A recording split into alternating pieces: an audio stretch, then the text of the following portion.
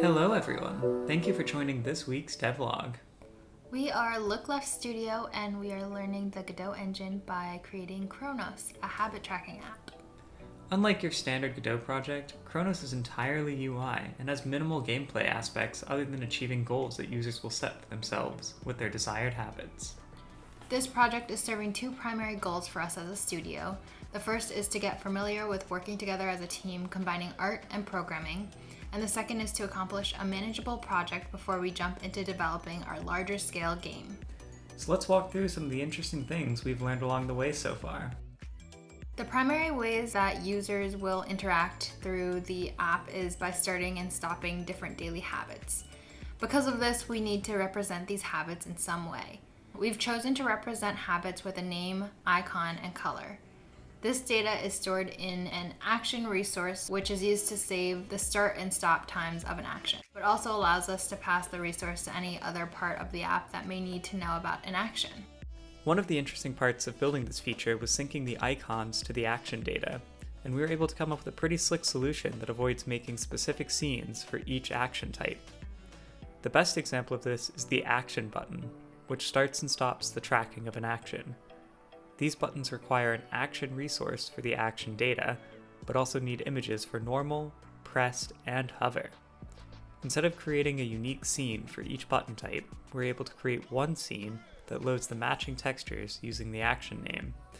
This occurs when the action resource icon is not set in the editor. We even have a little unit test to make sure that we stick up to our naming convention and nothing breaks down the line. Now that we can track the start and stop times of an action, we need to display these actions on a timeline so the user can see when the action occurs. In order to be functional on a small screen, we'd need some standard features like zooming and scrolling, which require a visual representation of time. After fiddling around with Godot's control nodes for a while, I realized that they have this nice feature called anchor points.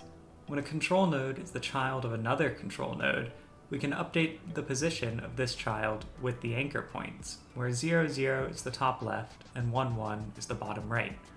This meant that all we needed for a timeline was a control node as the background with a static line passing through it, which is just a panel, another type of control node.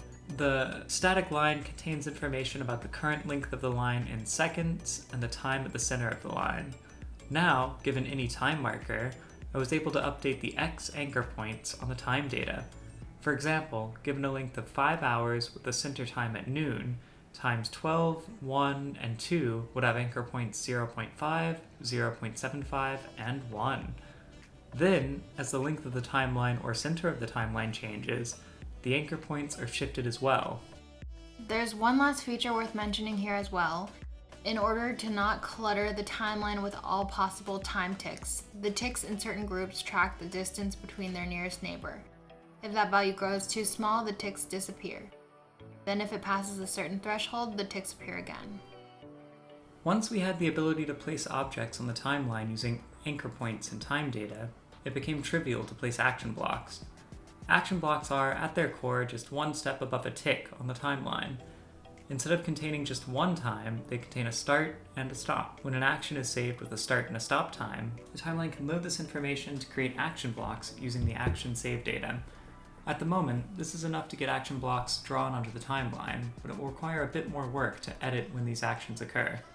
And now to editing those action blocks. If you're anything like me, you'll likely forget to start an action until a bit later, or maybe even altogether. So it's important that the positions of those action blocks isn't final. We thought adding a slider would be an intuitive way to move the blocks so that the start and stop times could be adjusted. Fortunately, we already have a few foundational items worked out, such as the mouse tracker, which calculates the difference between each frame of the mouse after a click. If we feed this delta into the slider emits a signal to the action block, which adjusts the anchor points of the block by the delta. The action block doesn't know anything about any of its neighbors, so if we stopped here, we would let the action blocks overlap, which we don't want. So the action block sends a signal to the block controller notifying the controller of the change.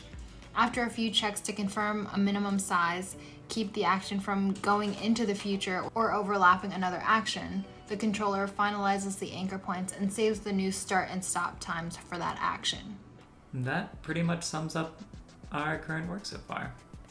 And there are a few things we will be working on in the next few weeks that we're quite excited about, like our analytics page, which reads through your past actions to show your habits.